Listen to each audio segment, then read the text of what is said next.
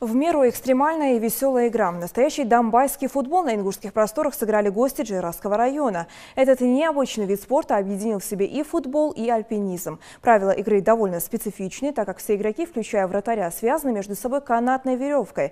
Кто же победил в этой непростой игре? Сложно ли забить гол на снегу? Расскажет Тамерлан Хамхоев. 2018 год для нас по праву можно назвать футбольным, потому что именно в этом году в России пройдет чемпионат мира по этому виду спорта.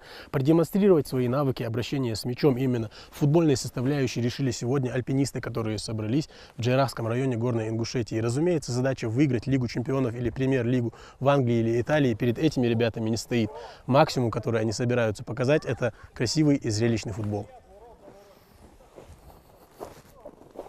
Команды Реал Мадрид и Барселона выявляют лучшего. В стартовый состав попали не все участники. В донбасский футбол играть 11 человек не смогли бы просто физически. Поэтому игра 4 на 4. Ну и, разумеется, поле нестандартных размеров. Свистка не ждут, но с команды судьи, он же в числе игроков, матч начинается. На старт!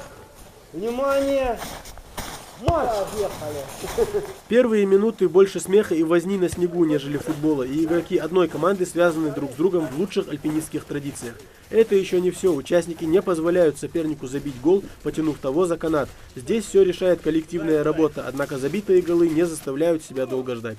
Небольшой перерыв, чтобы перевести дух. Игроки делятся впечатлениями от старта. Симбиоз двух видов спорта, альпинизма и футбола, который вызывает бурю эмоций. Может быть, он когда-нибудь станет олимпийским, я надеюсь на это. Сегодня мы показали и сами поучаствовали в этом прекрасном мероприятии. И я думаю, что он будет даже, может быть, в Ингушетии. Мы начнем стартовать вот с этого вида спорта, развивать его, да, а почему бы нет? Давайте, все смелые решения всегда воодушевляют. Горная страна прекрасная, да, и вот этот футбол в связках, действительно, может быть, он и пойдет дальше.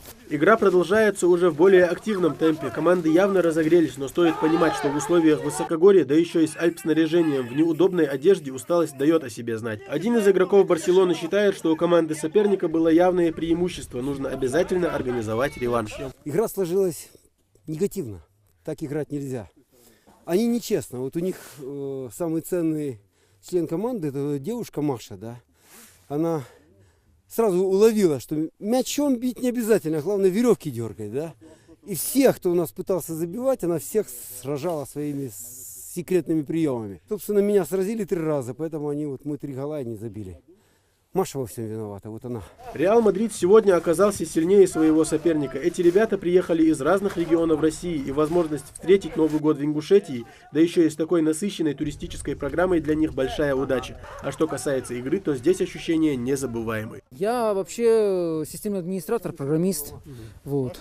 Для меня альпинизм — это хобби такое, в общем, такой драйв, который я получаю от альпинизма, я не получаю нигде. Самое главное ведь не то, чтобы забить мячик. Мячик это забить, это дело второе. А самое главное — это почувствовать партнера.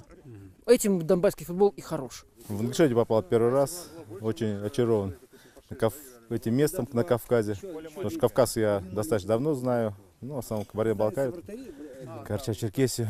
Команда соперников у нас сильная, начали нас выигрывать, мы собрались, и после этого победил молодость.